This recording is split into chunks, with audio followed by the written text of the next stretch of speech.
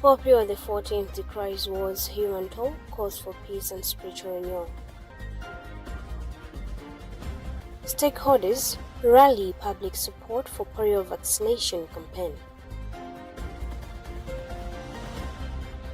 Westnet calls for gender-focused investment to improve water access. And in other news, flash floods at Q81 displaced thousands in Kenya.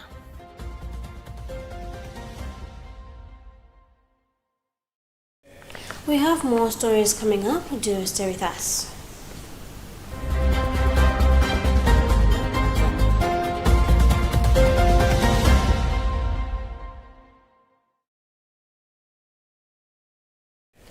Pope Leo on Sunday expressed deep concern over ongoing conflicts around the world, stressing that the suffering of innocent victims affects all humanity and calling for an end to violence through dialogue and respect for human dignity.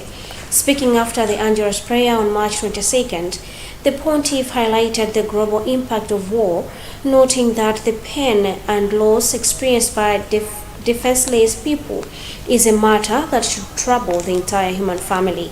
Pope Leo urged continued prayer and renewed commitment to peace, emphasizing the need for sincere dialogue and respect for every person's dignity as the foundation for ending hostilities. Charity Chilanga reading a EWTN report.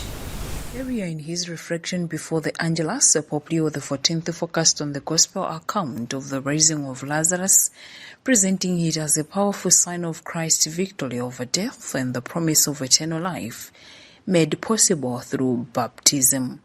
The Holy Father explained that the story invites believers to confront deeper spiritual needs and to allow the Holy Spirit to free their hearts from destructive patterns, such as selfishness, patriotism, violence, and superficial living, which he likened to barriers that confine people in spiritual isolation.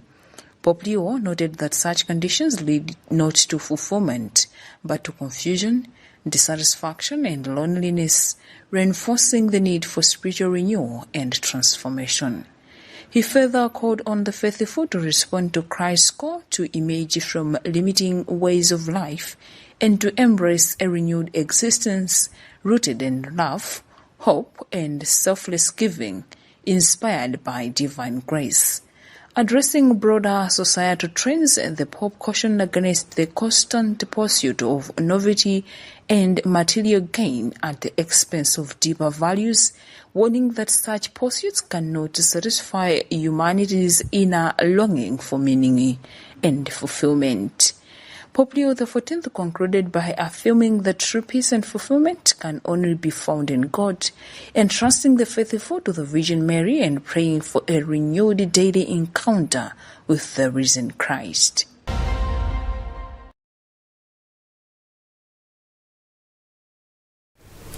The Archdiocese of Lilongwe has underscored the importance of financial institutions in advancing human development, describing banks as a key tool for serving communities. Speaking during a Thanksgiving Mass marking the third anniversary of Centenary Bank at Our Lady of Africa Maula Cathedral, Monsignor Patrick Tawali said the Church established the bank to help promote inclusive development through accessible financial services. The bank has since reiterated that its mission goes beyond profit, emphasizing service to people grounded in love, care, and dignity. Emmanuel Chocha reports. The celebration began with a Thanksgiving Mass led by Monsignor Patrick Tawale, with the Centenary Bank chaplain, Father John Mangwere, assisting.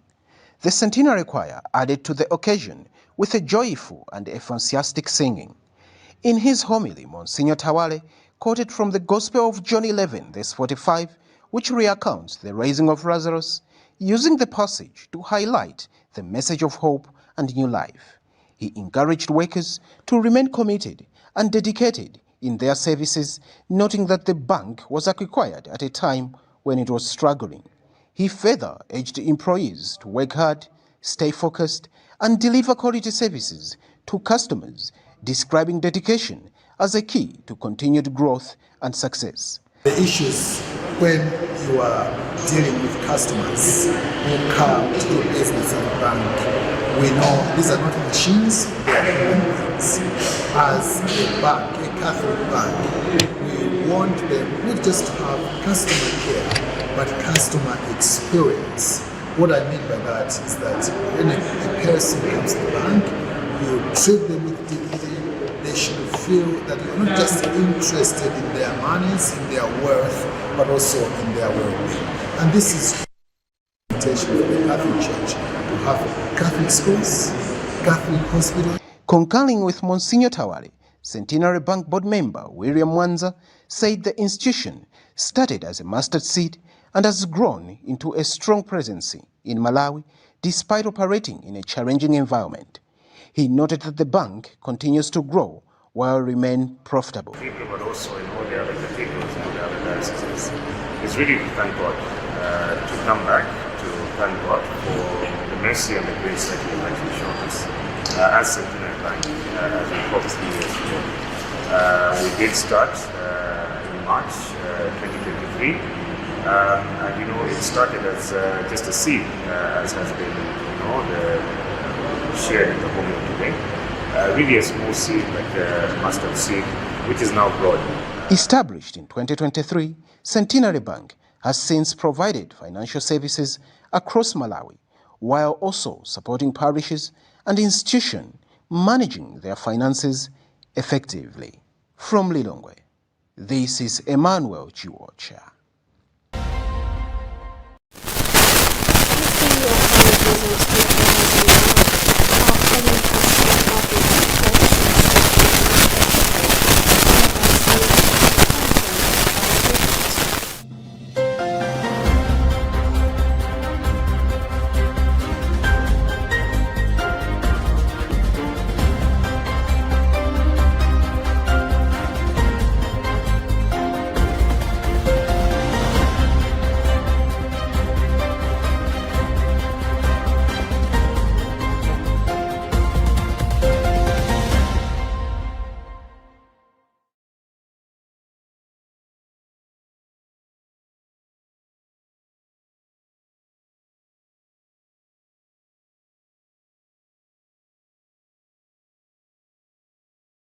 We apologize for that technical fault. Moving forward, healthy authorities and stakeholders in Malawi are calling for strong public support to ensure all eligible children are vaccinated as the country intensifies efforts to contain polio outbreak with a campaign scheduled from 24th to 27th March 2026 across the country. Executive Director for the Malawi Health Equity Network, George Jobe, has commended the government for rolling out the nationwide campaign, warning that the suspected case poses a serious risk of spreading the disease among children. Jobe has since appealed to religious groups that may oppose vaccination to prioritize children's health, stressing that children should be protected now and allowed to make their own decision later in life. Judy Fogan has filed this report, led in our studios by Tandiwe Zumara. The call for mass vaccination comes at a time Malawi is facing heightened risk following a confirmed polio case, prompting authorities to act swiftly to prevent further spread of the disease among children. Describing polio as a dangerous disease that can cause permanent paralysis or death, Minister of Health Madalitho Laloi, MP, has emphasized the urgency of the nationwide vaccination campaign. Waloi has further assured the public that the vaccine is safe, effective and free, while encouraging parents and caregivers to take advantage of the services being offered in schools, health facilities and communities. I would like to urge all parents and caregivers to make sure that their children have been vaccinated. This vaccination is safe, very effective, and very free. Vaccination is taking place in schools, hospitals, door to door, and also around the communities. Minister of Education Bright Msaka has highlighted the important role schools play in supporting the vaccination campaign, urging teachers and school leaders to work closely with health authorities. Msaka has also called on parents and guardians to ensure their children participate in the exercise, noting that healthy children are key to a productive learning environment and national development. I am calling upon all parents and guardians to ensure that their children receive the polio vaccine during each round of the campaign.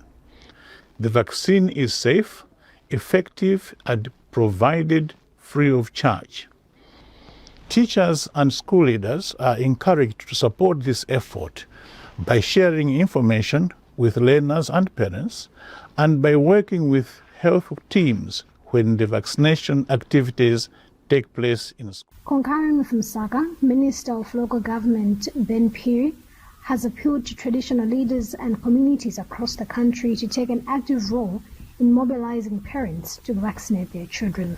Meanwhile, health expert George Jobe has emphasized that beyond government efforts, success of campaign will largely depend on public cooperation, especially among parents and guardians, as well as addressing resistance from some religious groups. They should get the vaccine if the parents really love the children.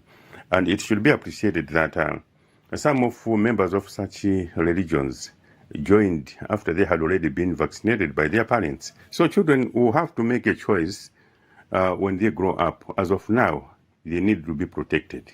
Otherwise, they shall blame their parents for not vaccinating them, and probably some of them will be with disabilities. Let us all go and get our children fully vaccinated. The upcoming polio vaccination campaign is scheduled from 24th to the 27th of March 2026 across the country, targeting under 10-year-old children.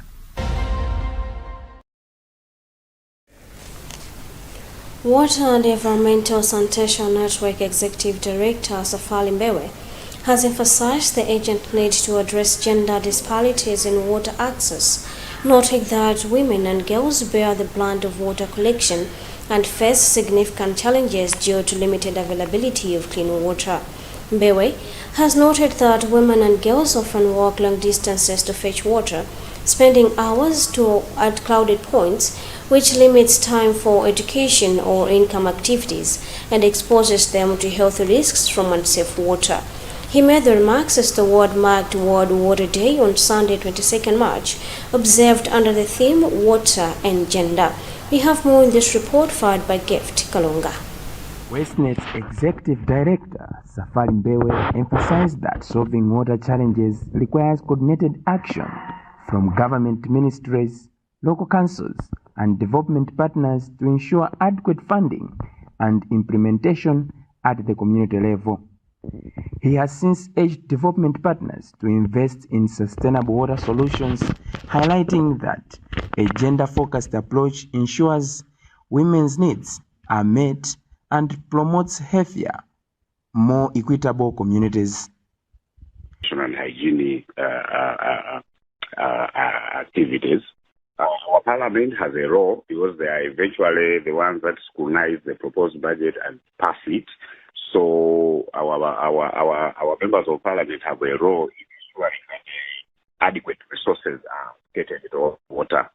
And then the local councils, because apart from getting funding from the government, there are also some funding partners that work directly with the councils.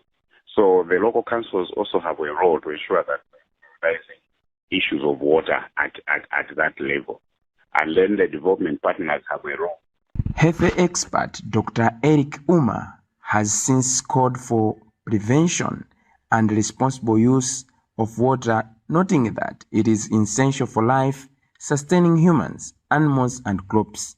Dr. Uma has also encouraged easy access to clean and safe water, noting that although Malawi has made progress in providing safe water, many rural areas still lack tap water, forcing people to walk long distances. For instance, you have very few houses in Malawi that have got like tap water. You also have very few houses that are probably in many places, especially in the rural areas, closer to let's say, a system where they can actually draw safe potable water. So that is something that would say that there's still some much effort to be done in order to achieve the correct, maybe distance, for instance, people should walk in order to draw water. Technically or ideally, water should be really very close to every person's house. Meanwhile, WestNet has appealed to the Ministry of Finance and Parliament to increase funding for the water sector, ensuring improved access to clean and safe water for all communities. For Luntha News in Lilongwe, this is Gift Kalonga. You are still watching news coming to you live from Bishop Navy Media Center in area 2 Lilongwe. We'll be back shortly.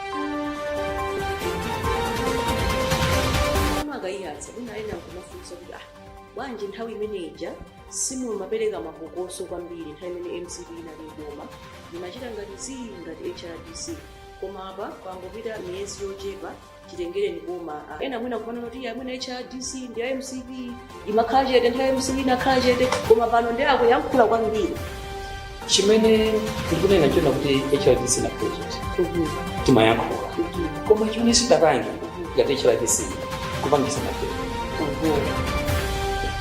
Of course, underground, timachita ko support mabwena ndiye amene amapangisa mati. Panopa ulamulo watsopano anthu akukhulupireni bwanji kuti ndimukufuna ndikumenyera ufulu amalaka. Kuti kuchipani chanje hayi alipo anthu amene amabwera ngati timadana chipani cha TDP. Musichonjo.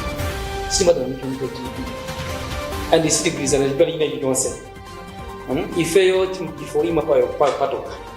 Na mwatu mtu ni mwamuwa jipekele kuti HRDC kuna aluima payoka osati yo tenga mbali kwa mene vijita siku zao so antama nena zangu mbili ya wata MCP o wata abada na jibidu jifesi.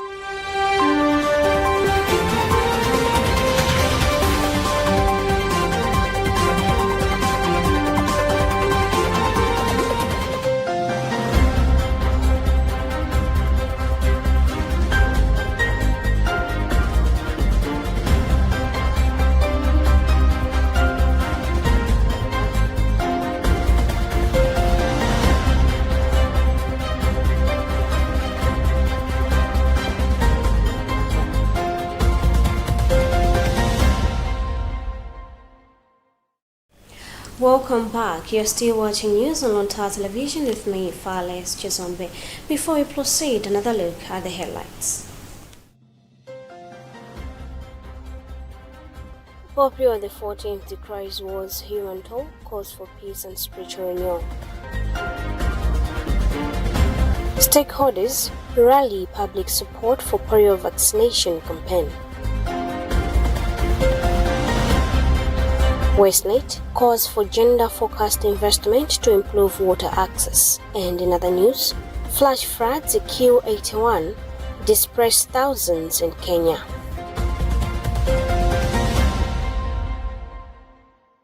Moving forward, experts have sounded an alarm over serious mental health issues among flood victims if proper interventions will not be implemented swiftly.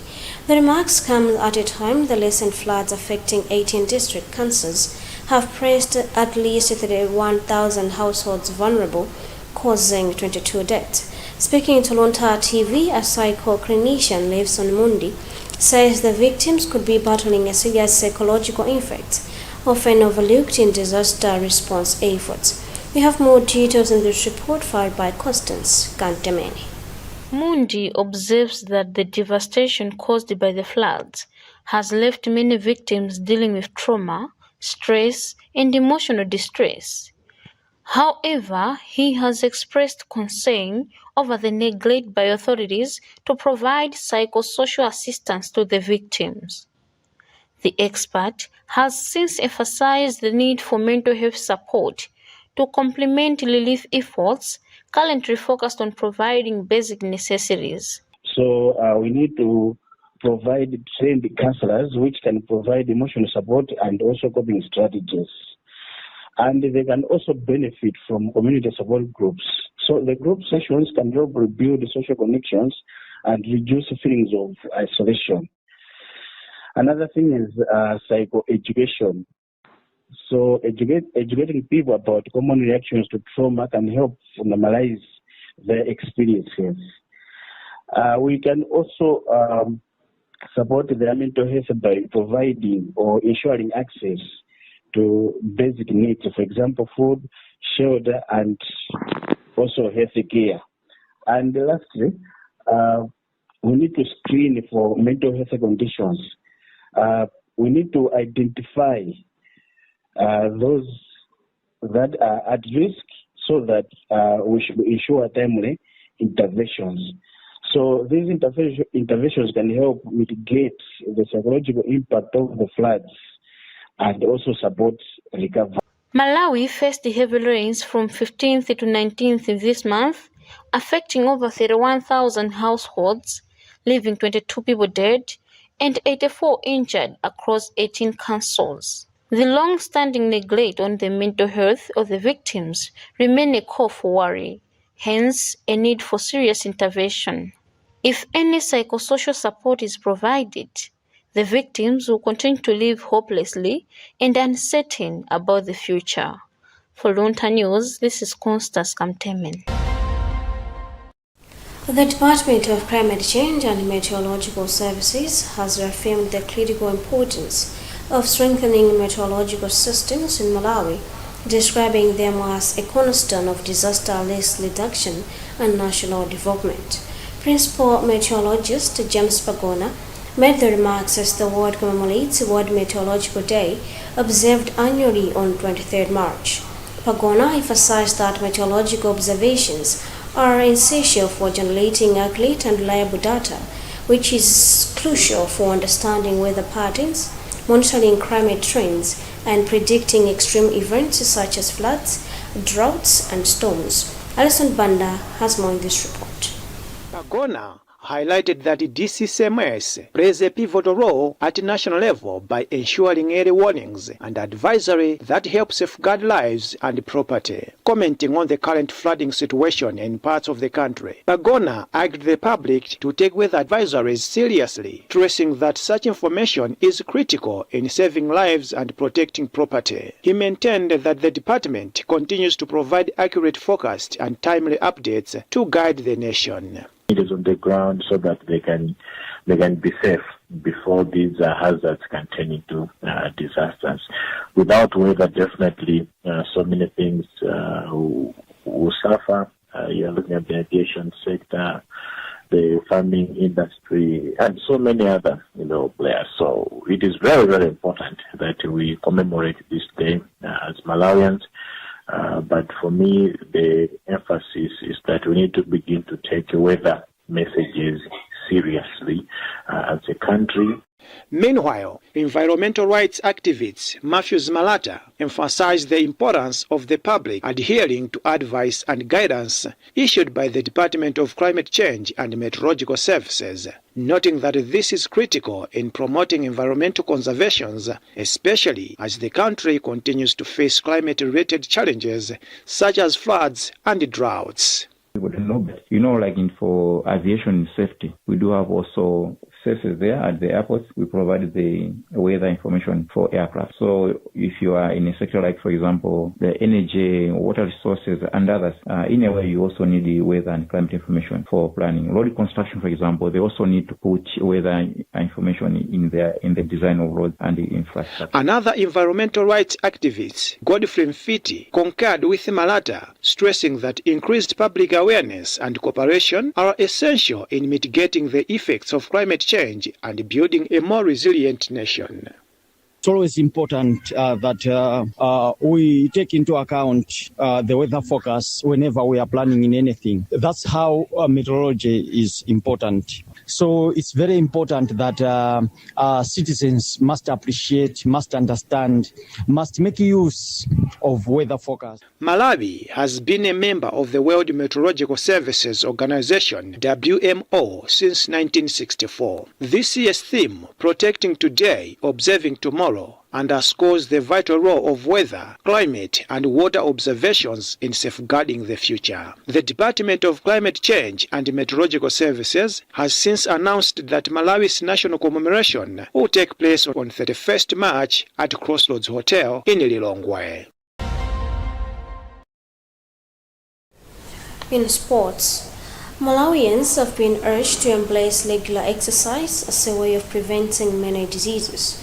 Chief Executive Officer for Platinum Fitness Gym, Luntha, made the remarks during an aerobic event at Bingu National Stadium on Monday morning, emphasizing the importance of consistent physical activity in preventing lifestyle-related conditions and improving overall well-being. Patrick Pupa has filed this report. Aerobics enthusiasts gathered in large numbers at Bingu National Stadium for an energetic fitness session organized by Platinum Fitness Gym, marking another step in promoting healthy lifestyles within the capital.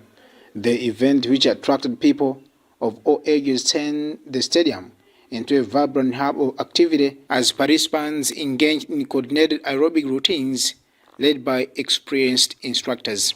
The session combined music, movement, and motivation, creating an exciting atmosphere that encouraged both beginners and seasoned fitness lovers to take part. Mbwana said that such community-based activities are aimed at making fitness accessible, enjoyable, and sustainable for everyone. Very, very nice. We are very happy. As you see, we had different kind of people who were here, and they have enjoyed. You see the weather and exercise with full happiness. One of the participants from Air Wing Esnat Banda expressed excitement and appreciation for the initiative, describing it as both refreshing and inspiring. Many highlighted the social aspect of the event, saying it provided an opportunity to connect with others while working towards personal health goals. Part of good health habits, exercise is one of, or physical exercise is one of the big things you are supposed to do as a person in your day-to-day life, because it helps one to be fit. As we know, most of the diseases we suffer these days is about our health. It's about maybe because of the foods we eat. So doing exercise will help to reduce those type of diseases which come due to the foods we take, the fats, the alcohol, all sorts of things. The aerobic session is part of the broader effort by Platinum Fitness Gym to bring fitness closer to communities within plans to host more outdoors events in the future. For Luntha News at Bingu National Stadium, this is Patrick Pupa. Now in other news, torrential rains and flash floods have killed at least 81 people across Kenya this month. Authorities have said as heavy downpours continue to batter several regions. In Kisumu County, entire villages have been submerged, with about 1,200 hectares of farmland destroyed and crops swept away by rising waters. We have an Africa News report read by Charity Chidanga. The worst hit area in Nyakach, where more than 3,000 families have been displaced after the Sondu Miriu River overflowed, forcing residents into more than 8 evacuation centers. Local leaders report widespread loss of farmland due to erosion, leaving many families without food or income as crops have been destroyed. Flood victims say they have nowhere to go, with many homes fully submerged and families struggling to find shelter for both themselves and their livestock. In Nairobi, the death toll has reached 37, with floods damaging homes and key infrastructure, while fatalities have also been reported in Kiambu County and landslides occurring in Kasaka. Authorities have urged extreme caution as more rainfall is expected, with the scientists warning that climate change is intensifying extreme weather patterns, leaving East Africa increasingly vulnerable to both severe floods and prolonged droughts.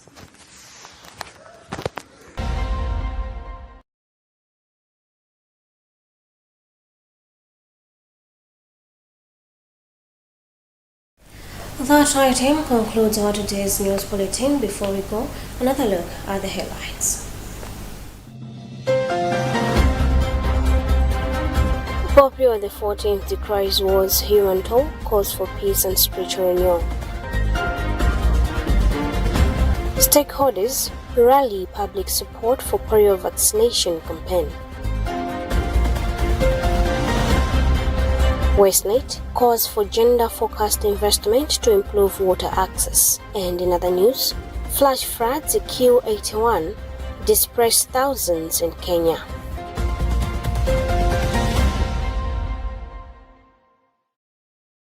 I have been Fales Chizombe. Thank you so much for watching, and don't forget to tune in for the rest of our programs here on Luntha Television. Stay safe and goodbye.